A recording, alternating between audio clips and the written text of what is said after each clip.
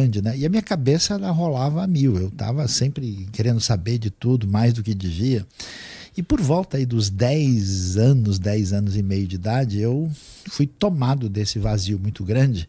Até tive um contato uma vez com uma Bíblia, eu comecei a ler, uma Bíblia que tinha em casa da família. Mas aí eu me lembro, ainda como se fosse hoje, né? Eu tinha quase 11 anos de idade, um belo dia, eu estava no 6º andar do apartamento onde eu morava, e eu olhei para cima, eu fiquei até olhando as nuvens assim, né? E eu pensei, caramba, Deus, será que o Senhor existe? Se o Senhor existir, faz alguma coisa, porque eu acho que a vida não vale a pena. E muita loucura, né? Eu tinha vontade, uma criança, né? Tinha vontade de me jogar do prédio, né? Por causa dessa lacuna e tal. Eu fui me tornando um menino muito amargo, era complicado, arrumava confusão na escola o tempo todo. E aí, pouco tempo depois, eu recebi um convite. Um primo meu que foi ser médico no norte de Goiás, hoje Tocantins, numa região na época assim totalmente a ser desbravada, né? E eu fui para lá. Ele era uma pessoa interessada nas coisas bíblicas, ele vinha de tradição católica, a esposa era de tradição evangélica, e na casa tinha muito material cristão. E aí eu ficava escutando umas músicas que falavam, né, daquilo que envolve a fé em Jesus.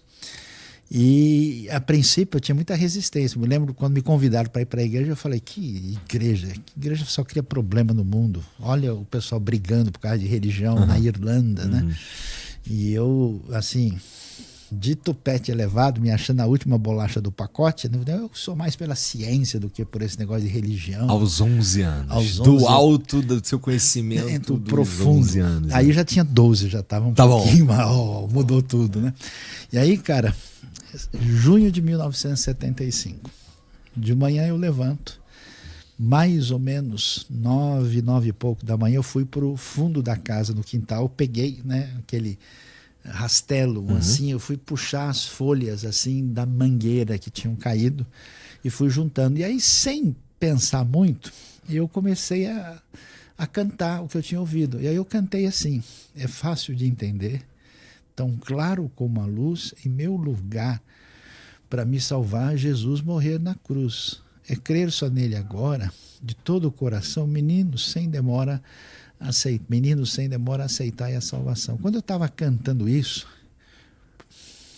por volta das 10 da manhã, foi sobre como uma coisa assim, me atingisse de alto a baixo, e eu tivesse uma percepção, caramba, como assim o Criador do Universo se importa comigo? Eu não tive nem condição de viver com pai e mãe. Como assim o Criador do Universo se importou? Quer dizer que foi por isso que Jesus morreu? E aí eu tive uma coisa tão impressionante, profunda, de um sentimento de acolhimento e de amor de Deus tão profundo que eu não sabia o que era aquilo. Eu não estava buscando nada, não estava interessado em nada. Até hoje eu não consigo lidar com isso. Eu comecei a chorar doidamente. E aí, quando eu estava ali, aí eu lembrei todas as bobagens que eu tinha feito, as mentiras que eu tinha contado, as pisadas de bola de moleque levado, né? E falando, caramba, e mesmo assim Deus fez isso por mim, como assim? Que doideira é essa? E aí, como moleque de 12 anos, eu me peguei e falei, caramba, homem não chora, o que você está fazendo? Tentei dar uma de fortão e não aguentei. Aí eu me lembro que eu fui embora e me escondi atrás de uma casinha para poder lidar com aquilo que eu não conseguia, né? E eu aguentei o que deu ali um tempo, né? Aí eu saí dali e aquele dia, uma coisa muito estranha e diferente, eu fiquei como se eu tivesse meio narcotizado, sabe? Parece que você não está nem dormindo nem acordado, uma coisa meio diferente. E aí aquela noite eu deitei e dormi. No outro dia eu acordei, caramba, eu tinha uma angústia, um peso, um negócio doido dentro de mim em função da minha história. E aquilo tinha caído, sumiu. Eu olhei para fora, me lembro que eu vi o muro. E o muro tinha formiga andando. Cara, a formiga andando no muro era a entrega do Oscar. Eu achei a coisa mais linda do mundo. Eu falei, olha que lindo. Eu peguei uma folha, eu fiquei admirando a ranhura da folha. Eu saí, olhei lá fora, cara, eu desci de uma espaçonave, eu cheguei no mundo pela primeira vez. E aí, em função disso, eu não sabia o que tinha acontecido comigo. Eu não entendia nada. Eu eu comecei então agora, depois dessa experiência impressionante, a buscar o conteúdo disso. Eu falei, então deixa eu ver esse Jesus que eu entendi que aconteceu aquilo, é o que está falando lá no livro, então eu preciso ler o livro. Eu comecei a ler o Novo Testamento, aí eu procurei a igreja que eu não queria nem ouvir falar de chegar perto, e aí eu formalmente me integrei a uma comunidade cristã de uma igreja batista, né? E aí eu fiquei muito doido, porque eu queria que todo mundo tivesse a minha experiência, né? Eu chegava para a pessoa, cara, você precisa lá ouvir falar de Jesus. Ficava falando com um cara que podia ser meu pai ou meu avô. E o cara falava, então, esse domingo eu não posso ir. Porque eu estava na total inocência, assim, sabe? Só saboreando esse negócio diferente. E aí eu falei, então, preciso entender qual é a placa do caminhão que me atropelou. Preciso saber o que é isso. Eu estou tentando até hoje. Entendi. Aí eu fui lendo, né? Lendo tal.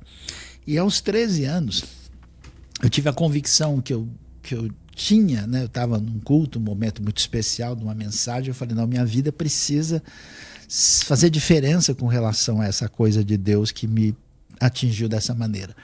Eu tomei essa decisão. Aí eu tinha até um desejo assim de me envolver com matemática, com física, com coisas mais assim exatas, né? Aí na hora do vamos ver, eu falei, não, eu vou mexer com essa questão de línguas, né? Porque eu comecei a mexer com isso cedo. Eu com 15 anos comecei a conseguia já ler inglês por conta própria. Mesmo morando no meio do mato, eu escutava, né? As rádios internacionais, acompanhava coisa em inglês, era autodidata. Eu cheguei com 17 anos já conseguindo ler francês, inglês e espanhol. Nossa! Meio por conta, né? E aí eu vim, e aí eu fui estudar linguística. Quando eu comecei a estudar linguística com esse interesse de me preparar, eu tive a oportunidade de fazer hebraico na Universidade de São Paulo. E aí eu fui hebraico bastante, né? Hebraico antigo, hebraico moderno, língua, cultura, literatura, todo o contexto disso. E na sequência, ainda fazendo o curso, eu ingressei na faculdade de teologia e aí, né, me aprofundei. Depois eu fui fazer mestrado na área, me aprofundei mais nesse assunto e aos 25 anos, já um pouco depois de casado, aí eu fui oficialmente consagrado no ofício pastoral. Mas eu acho que eu não sou nada, eu acho que eu sou um sujeito curioso, atropelado pelo amor de Deus, tentando entender isso e contando o que aconteceu para todo mundo. Acho interessantíssimo e importante, de certo, assim, baita medida importante. E Luiz, assim, você então está me contando como você foi atropelado pelo amor de Deus. Isso. E daí, a partir disso, tu foi lá e entende. Pô, tá bom, então fala, esse livro aqui que fala de Jesus, a Bíblia. E aí você, suponho que você leu, estudou a Bíblia ali um tempo antes de começar a lidar com o hebraico. Sim. E o ponto é, como é que, assim, saber hebraico, ter lido em hebraico a Bíblia, ter contato com a comunidade que traduz e tudo mais, isso eu imagino que traz para você um entendimento mais aprofundado da Bíblia. Não, com certeza, é um negócio muito louco, porque, veja bem, a Bíblia, primeiro que a Bíblia não é a Bíblia, né? Ela é um conjunto de livros, e são livros muito diferentes. Por exemplo, não existe hebraico, existe hebraicos. Na própria Bíblia, se você pega um hebraico mais antigo do texto e o hebraico mais recente, você tem desafios linguísticos nesse caminho. Se você lê, por exemplo, no hebraico, o livro de Jonas e o livro de Ruth, é um hebraico bem mais fácil e muito tranquilo de lidar para quem tem uma certa bagagem. Porque ele é mais moderno? Por quê? Não, porque a linguagem é simples, a narrativa é tranquila, o vocabulário é mais fácil, né? Quando você pega... Foi escrito por um cara menos habilidoso, talvez? não é tanto, porque assim, né? Vai Dvar Yehová Eliona Ben Amitai Leemor, né? Então veio a palavra do Senhor a Jonas, filho de Amitai, dizendo, a narrativa, a história é meio simples. Quando você pega Jó, pega Ezequiel, que tem uma literatura